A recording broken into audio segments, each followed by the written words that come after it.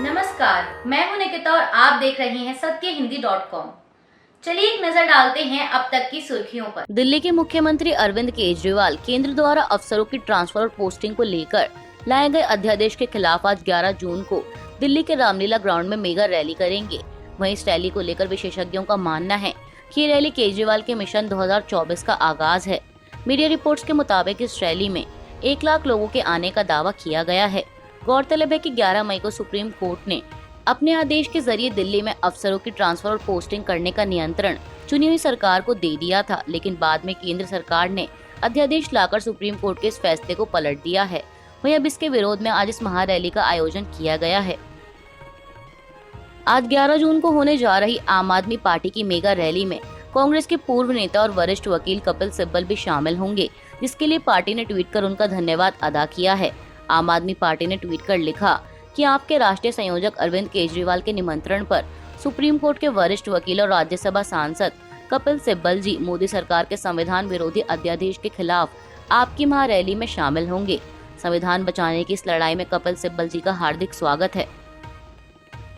केंद्रीय मंत्री अमित शाह ने महाराष्ट्र के नांदेड़ में शनिवार 10 जून को मुस्लिम आरक्षण पर बड़ा बयान देते हुए कहा कि बीजेपी का मानना है कि मुस्लिम आरक्षण नहीं होना चाहिए क्योंकि यह संविधान के खिलाफ है।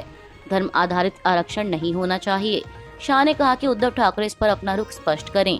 गृह मंत्री ने महाराष्ट्र के पूर्व मुख्यमंत्री उद्धव ठाकरे से सवाल करते हुए कहा कि उद्धव ठाकरे से पूछता हूं कि कर्नाटक में जिसकी सरकार बनी है वह वीर सावरकर को इतिहास की पुस्तकों से मिटाना चाहती है, क्या आप इससे सहमत हैं? मैं नांदेड़ की जनता से पूछता हूं कि महान देशभक्त बलिदानी आदमी वीर सावरकर का सम्मान होना चाहिए या नहीं होना चाहिए। उद्धव जी, आप दो नावों में पैर नहीं रख सकते। उद्धव जी कहते हैं कि हमने इनकी सरकार तोड़ी, लेकिन हमने इनकी सरकार नहीं तोड़ी। शिव सैनिकों ने आपकी नीति विरोधी बातों से तंग आकर आपकी पार्टी छोड़ दी। महाराष्ट्र के नांदेड़ में बोलते हुए गृह मंत्री अमित शाह ने कांग्रेस नेता राहुल गांधी को भी घेरते हुए कहा कि प्रधानमंत्री नरेंद्र मोदी जहां जाते हैं वहां मोदी मोदी के नारे लगते हैं। एक तरफ मोदी जी को दुनिया में सम्मान मिल रहा है और दूसरी तरफ कांग्रेस के शहजादे राहुल बाबा विदेश जाकर देश का अपमान करते हैं। शाह ने कहा कि राहुल बाबा विदेश में जाकर देश की राजनीति की बात नहीं करते। अगर आपको नहीं पता तो कांग्रेस के वरिष्ठ नेताओं से पूछ लीजिए। राहुल बाबा यहाँ नहीं बोलते, विदेश में बोलते हैं, क्योंकि उनको सुनने वाले यहाँ कम हो गए हैं। गौरतलब है कि कांग्रेस नेता राहुल गांधी ने अपनी अमेरिकी यात्रा के दौरान मोदी सरकार पर जमकर हमला बोला था। अब राहुल के उन्हीं बयानों को लेकर भाजपा लगातार उन पर हमलावर है।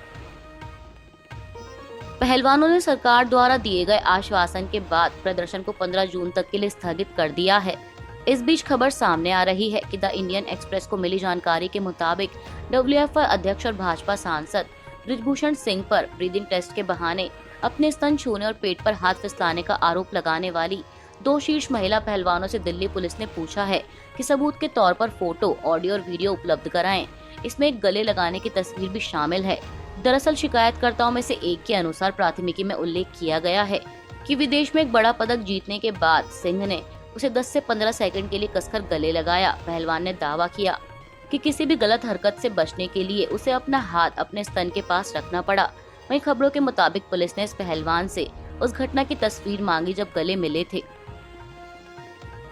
एनसीपी प्रमुख शरद पवार ने शनिवार 10 जून को पार्टी के 24वें स्थापना दिवस पर घोषणा करते हुए कहा कि सुप्रिया सुले और प्रफुल्ल पटेल अब पार्टी के कार्यकारी अध्यक्ष के रूप में काम करेंगे। वहीं इससे पहले कि यह पद अजीत पवार को न दिए जाने पर सवाल उठते कि शरद पवार ने प्रेस कॉन्फ्रेंस कर साफ कर दिया कि अजीत पवार के पास पहले से ही महाराष्ट्र विधानसभा में विपक्ष के नेता के रूप में जिम्मेदारी है और यह सुझाव अजीत पवार ने ही दिया था, तो उनके खुश या नाखुश होने का सवाल ही नहीं उठता। वहीं अब अजीत पवार ने भी नाखुश होने वाली खबरों को खारिज कर दिया है। उनका कहना है कि उनके पास राज्य की जिम्मेदारियां हैं क्योंकि वह यहाँ विपक्ष के नेता हैं। उन्होंने कहा कि वह राज्य की राजनीति में एक्टिव हैं। टीएमसी महासचिव कुणाल घोष ने पश्चिम बंगाल में कांग्रेस के अध्यक्ष अधीर रंजन चौधरी पर तीखा हमला बोलते हुए कहा कि अधीर रंजन चौधरी ने पार्टी को विफल कर दिया है। वो पश्चिम बंगाल कांग्रेस अध्यक्ष के रूप में सबसे बड़ी विफलता है। वहीं इससे पहले कांग्रेस नेता अधीर रंजन चौधरी ने टीएमसी पर पंचायत चुनाव से पहले विपक्षी दलों को डराने का आरोप लगाया था। समाचार एजेंसी एएनआई के मुताबिक कुणाल घोष ने टीएमसी की तारीफ करते हुए कहा कि राज्य की मुख्यमंत्री ममता बनर्जी के कार्यकाल में किए गए विकास कार्यों को आधार बनाते हुए पंचायत चुनाव को लड़ा जाएगा। उन्होंने कहा कि हमारे सुप्रीम नेता ममता बनर्जी और अभिषेक बनर्जी पहले ही कह चुके हैं कि हम एक शांतिपूर्ण लोकतांत्रिक चुनाव चाहते हैं।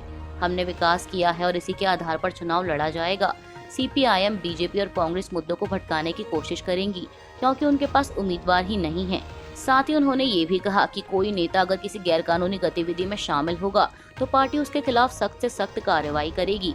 बता दें कि चुनाव आयोग ने गुरुवार को पंचायत चुनाव की तारीख की घोषणा कर दी है। पश्चिम बंगाल में पंचायत चुनाव 8 जुलाई को एक ही चरण में होंगे और वोटों की गिनती 11 जुलाई को होगी।